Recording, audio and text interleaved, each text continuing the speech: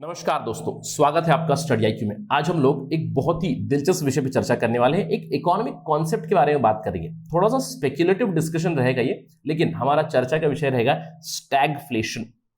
ये आर्टिकल आप देख सकते हो प्रोजेक्ट सिंडिकेट का, टेमिंग द स्टैगफ्लेशनरी विंड्स। तो हम लोग इसमें बात करने वाले हैं कोरोना पैंडेमिक की। हम जानते हैं कि कोरोना पैंडेमिक की वजह से एंटायर वर्ल्ड इकोनॉमी के ऊपर एक खतरा आ चुका है। ये जो काला साया है कोरोना पैंडेमिक का, उसकी वजह से जीडीपी ग्रोथ नेगेटिव हो रही है, स्लो डाउन हो चुका है, रिसेशंस हो रहे हैं बहुत सारे पार्ट्स में in the world. India is no exception. India में भी हम लोग देख ही सकते हैं, हमारी ग्रोथ रेट भी नेगेटिव में चली गई थी। लेकिन आज हम लोग बात करने वाले हैं स्टैगफ्लेशन के बारे में, क्योंकि कुछ इकोनॉमिस्ट ने कहा है कि कोविड-19 पैंडेमिक के चलते, इकोनॉमिक स्लोडाउन के चलते हम लोग स्टैगफ्लेशन की चपेट में आ सकते हैं। तो हम लोग समझेंगे यहाँ पे स्टैगफ्लेशन क्या होता है, स्टैगफ्लेशन क्यों इतना खतरनाक है और इकोनॉमिस्ट क्या कहते हैं, और इससे बाहर निकल के आने के लिए हमें क्या करने की जरूरत है, व्हाट इज नीडेड। इसके ऊपर हमारी चर्चा रहेगी। तो ये रहेगा हमारा आज का एजेंडा। ये सारी इन्फॉर्मेशन लेने के लिए आप मेरे साथ बने रहिए स्टडी आईक्यू पर। मैं हूं आपका दोस्त राहुल साईगांवकर। आप मुझे फॉलो कर सकते हो @RahulSai222 इस आईडी पे। मेरा फेसबुक, इंस्टाग्राम और टेलीग्राम चैनल का आईडी सेम है। इसके अलावा अगर आप यूपीएससी सिविल सर्विसेज की तैयारी कर रहे हो या फिर स्टेट पीएससी की तैयारी कर रहे हो, देन डू विजिट studyIQ.com या फिर डाउनलोड करें हमारा ऐप गूगल प्ले स्टोर से to know more about us. सितंबर 30 तक बहुत सारे डिस्काउंट्स चल रही है, डू अवेल दोज डिस्काउंट्स। चलिए चर्चा शुरू करते हैं एक ऑब्जर्वेशन के साथ। अब ऑब्जर्वेशन क्या है, आई एम क्वाइट श्योर कि आप सबको पता है। ऑलमोस्ट 2 साल होने को आ गए हैं, कोरोना पैंडेमिक ने पूरे विश्व को प्रताड़ित कर रखा है। इसका जो काला साया है उसकी वजह से इकोनॉमी डाउनटर्न में है, पूरी world economy. India is no exception. India में हम लोग बात करते हैं महंगाई की, बेरोजगारी की, गरीबी की। All these problems are increasing more and more, और सारे देश कोशिश ये कर रहे हैं कि उनकी जो जीडीपी के नंबर से इकोनॉमिक ग्रोथ है वो ट्रैक पे आ जाए। अब देखिए, ये जो कोरोना पैंडेमिक की वजह से जो खतरा आया है इकोनॉमी के ऊपर, उससे क्या हो सकता है। अगर हम लोग इकोनॉमिक्स की बात देखें तो 3 चीजें हो सकती हैं। क्या है 3 चीजें? एक चीज जो हमारे साथ 1929 में हुआ था, एक ग्रेट डिप्रेशन। ग्रेट डिप्रेशन, अब डिप्रेशन क्या होता है इकोनॉमिक टर्म्स में? डिप्रेशन का मतलब है सस्टेन लेवल पे आपकी नेगेटिव ग्रोथ रहेगी, नेगेटिव जीडीपी ग्रोथ रेट रहेगी और बहुत हाई अनएम्प्लॉयमेंट रेट रहेगी, राइट, और महंगाई भी बड़ी रहेगी, right. So if you talk about great depression, United states का स्टॉक मार्केट क्रैश हुआ था 1929 में, जिसकी वजह से डिप्रेशन आया यूरोपियन यूनियन। एक समय था जहां पे ये कहा जाता है कि जर्मनी की करेंसी उस समय पे मार्क थी, German currency mark had lost all its value, right, almost nil हो गई थी। आपके पास अगर 1 मिलियन मार्क भी है तो उससे आप एक छोटा सा ब्रेड का टुकड़ा नहीं खरीद पाओगे। उस तरह की सिचुएशन हुई थी ग्रेट डिप्रेशन में। अब सवाल उठता है, क्या हम लोग ग्रेट डिप्रेशन में जाने वाले हैं? अब इकोनॉमिस्ट कहते हैं मोर और लेस ये नहीं होगा, क्योंकि if you look at the world economy, Indian economy also, आपने हाल ही में इंडियन इकोनॉमी के नंबर देखे होंगे। Handsome GDP quarter growth rate plus 20% की जीडीपी ग्रोथ रेट बताइए पिछले क्वार्टर में, कुछ महीनों पहले, कुछ दिनों पहले आपने इसको सुना होगा जरूर, राइट। यानी कि सस्टेन लेवल पे नेगेटिव ग्रोथ रेट नहीं है। एक एबरेशन था कोविड-19 पैंडेमिक की वजह से, जिससे हम लोग धीरे धीरे उभर के आने की कोशिश कर रहे हैं। तो ग्रेट डिप्रेशन अनलाइकली। एक अच्छा विकल्प ये होगा कि रिकवरी हो जाएगी। रिकवरी मतलब आपकी हाई ग्रोथ रेट आ जाएगी, हाई जीडीपी नंबर्स आ जाएंगे और एम्प्लॉयमेंट वापस आ जाएगा। Employment rate will also increase, that means unemployment will go down. So if recovery happens that is well and good. ये तो बहुत ही अच्छी चीज है, इसके बाद हमें इस चीज की चर्चा करने की जरूरत ही नहीं पड़ेगी। बट कुछ इकोनॉमिस्ट हैं जो बताते हैं कि हम लोगों के ऊपर एक स्टैगफ्लेशन का खतरा भी मंडरा रहा है। और आपको याद होना चाहिए कि स्टैगफ्लेशन आया था 1970s 1980s में, specially in the developed countries. और अगर आप पॉलिटिकल साइंस बैकग्राउंड से हैं, अगर आपने इस चीज़ को फॉलो किया हुआ है, तो यू डू अंडरस्टैंड 1929 की जो ग्रेट डिप्रेशन आई थी, उसके बाद केनेसियन इकोनॉमिक्स। अब केनेसियन इकोनॉमिक्स मतलब जहां पे गवर्नमेंट ज़्यादा से ज़्यादा स्पेंडिंग करेगी इकोनॉमी में, ताकि एग्रीगेट डिमांड बढ़े और आपकी ग्रोथ रेट अच्छी हो जाए। यानी कि केनेसियन इकोनॉमिक्स में पैसा आप मार्केट में पंप इन करोगे। बेसिकली वेलफेयर स्टेट का कॉन्सेप्ट बहुत ज़्यादा प्रोमिनेंट हो गया, आपको याद होगा, राइट।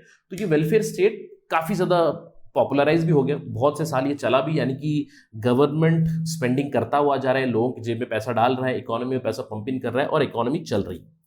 अब 1970-80s में जब स्टैगफ्लेशन आया, तो इसी वेलफेयर स्टेट को जो लिबरल न्यू लिबरल इकोनॉमिस्ट थे, उन्होंने कहा कि नैनी स्टेट बन गया है। नैनी स्टेट मतलब सब कुछ गवर्नमेंट कर रहा है, जब से पैदा हुआ है तब से इंसान जब तक मर रहा है तो तब तक सरकारी सब कुछ दे रहा है, तो इंसान क्या करेगा, ये क्रिटिसिज्म हुई। और इसके बाद न्यू लिबरल पॉलिसीज आई। न्यू लिबरल पॉलिसीज मतलब जो Washington consensus, post Washington consensus की बात करते हैं, जहां पे प्राइवेटाइजेशन की बातें होने लगी, लिबरलाइजेशन की बातें होने लगी, जहां पे फिस्कल डेफिसिट कम करने की बातें होने लगी, राइट। तो इसी स्टैगफ्लेशन के चलते वो सारे बदलाव आए थे।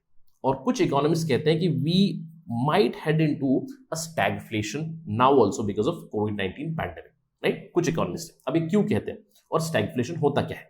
सबसे पहली चीज, स्टैगफ्लेशन क्या होता है।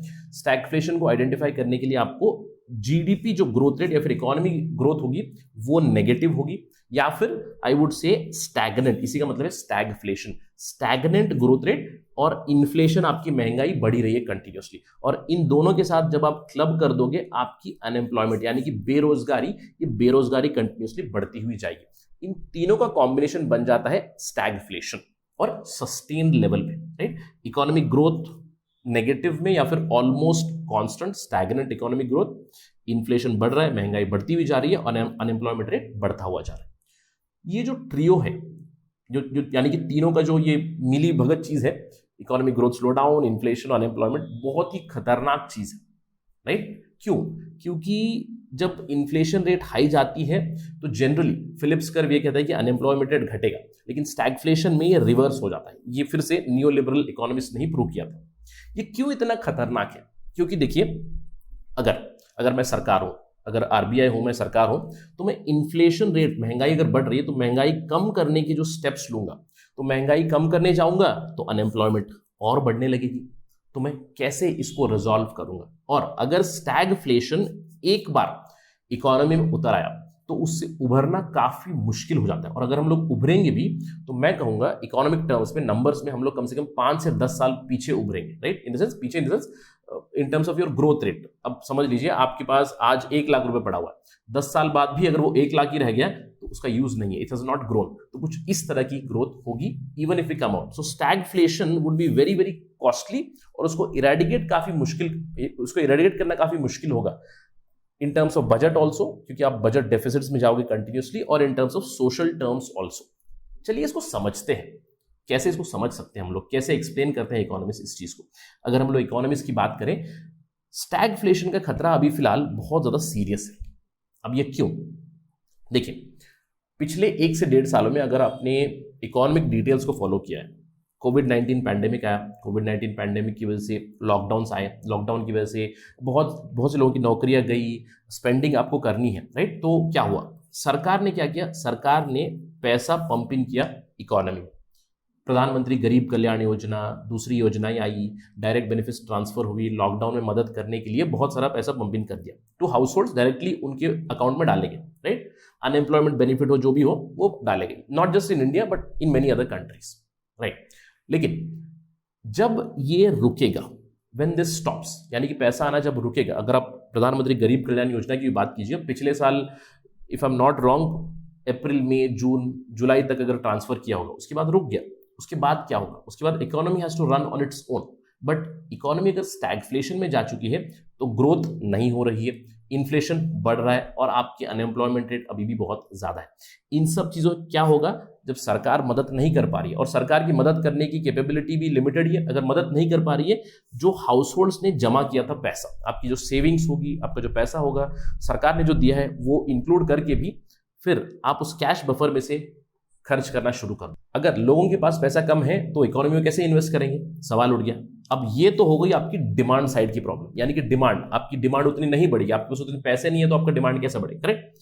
सप्लाई साइड पे क्या हो रहा है, सप्लाई साइड पे अब यहां पे लोगों की जो है सेविंग्स कम हो जा रही है, तो सरकार क्या करेगी या फिर आरबीआई क्या करेगा, इंटरेस्ट रेट्स घटा देंगे, ज्यादा ज्यादा लोन मिले एटसेट्रा। लेकिन अगर लोन मिलेंगे तो फिर से इन्फ्लेशनरी प्रेशर आपके पास बढ़ता हुआ जाएगा।